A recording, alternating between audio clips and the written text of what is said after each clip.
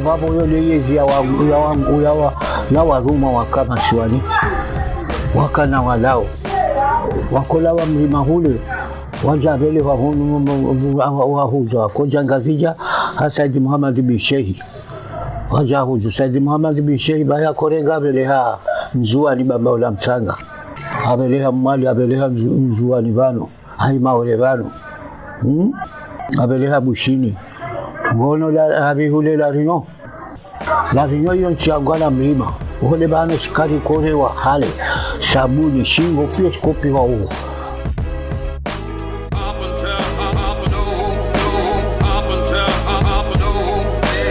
Nilidje Tarei.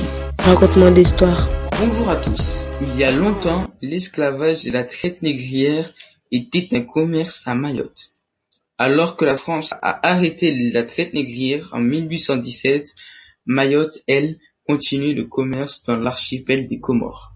Des navires français viennent à Mayotte et ont aboli l'esclavage. Mayotte, elle, devient la première île d'outre-mer à être abolie de l'esclavage. Mais la France a surtout aboli l'esclavage car elle voyait un grand avenir colonial, commercial et économique. On a retenu qu'il n'y avait pas que de l'esclavage à Mayotte, mais aussi en juin à Mouili et à la Grande Comore. C'était des Noirs qui se vendaient entre eux. On les vendait aux Arabes. L'esclavage a été aboli à Mayotte par le roi Louis-Philippe par ordonnance royale. Les dates sont Mayotte le 9 décembre 1846, en juin, en septembre 1831, à Mouili en 1902, aux Grandes Comores en 1904. Et moi je pensais qu'il y avait juste une sorte d'esclaves qui servait à tout. Mais là j'ai appris qu'il y avait beaucoup de sortes d'esclaves comme des esclaves sexuels, domestiques et agricoles. Les esclaves étaient capturés dans leur village ainsi que des femmes et des enfants afin d'être emmenés à la plage pour être exportés ainsi que des fruits, des légumes et des animaux de ferme. Les esclaves ils provenaient d'Afrique, aussi appelés Mrima.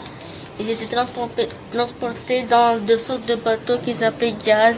Ils étaient exportés dans des îles comme les Comores, la Réunion et Madagascar. Les Kabaïla, les Wangwana et les Waruma. Les Kabaïla qui sont les nobles, cela veut dire les maîtres des Waruma. Aujourd'hui, nous utilisons des mots sans connaître d'où ils viennent, ce que ça veut dire. Comme par exemple le Kabaïla, on ne savait pas qu'avant c'était pour dire le maître qui donne des ordres aux esclaves. Il y a des gens, ils utilisent le mot Washendi pour désigner les gens qui ne respectent pas les personnes. Le roi André Nansuli demande aux Arabes d'aller en Afrique pour les capturer des esclaves africains, pour les amener au port de Kilo de Mombasa ou Bagamoyo. Nous avons appris qu'il existait une société esclavagiste, qu'elle est composée de 3 groupes sociaux et avons appris par la suite chaque statut de chaque groupe. Nous avons aussi qu'il existait 3 types d'esclavage. La nature des documents est un texte créé par Gevrey en 1870. Le texte parle des premiers esclaves qui ont commencé en Comores, c'est-à-dire des premiers esclaves qui sont arrivés dans tout Mayotte et tout, et dans tous les Comores. Il y avait des Arabes qui vendaient des esclaves.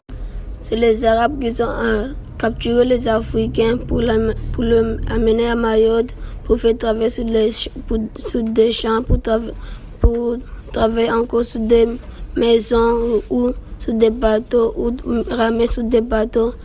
En plus de ça, j'ai appris que peut-être nos ancêtres, ils ont des esclaves. Maesclavu ya vingwa maorivani na Warabu wajafanya watravai wafanye nyumba, wafanye bato, waende malavuni, wanatabu mhogo zaula. Après peut-être descendant wangu aka esclave wa jinani bezo karsijwa.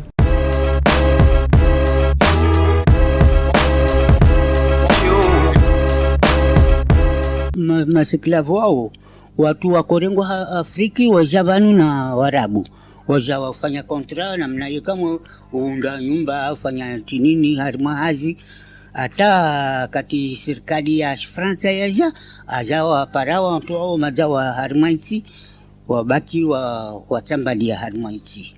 Témoignage oral de M. Boinali Supré. Les esclaves étaient pris ou capturés par les Arabes et amenés ici à Mayotte. Les esclaves étaient de l'Afrique et d'après Boinali Supré, ce sont les Arabes qui ont introduit les premiers esclaves à Mayotte.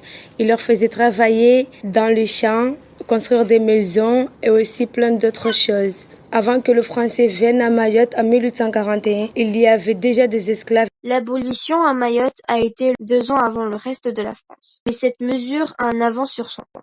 N'a pas mis fin à l'exploitation des êtres humains à Mayotte.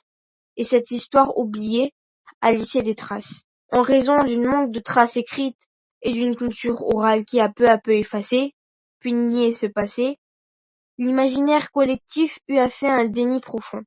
Aujourd'hui, il est impensable pour le Maoré de souche d'admettre qu'il est descendant d'esclaves, alors que l'identité mahoraise est une partie façonnée par l'esclavage. Si l'histoire de l'esclavage à Mayotte est si particulière, c'est en raison d'une histoire unique dans les territoires français. Des siècles d'échanges commerciaux, mais aussi les traîtres d'esclaves par les commerçants arabo-musulmans, et aussi des tribus d'Afrique et malgaches.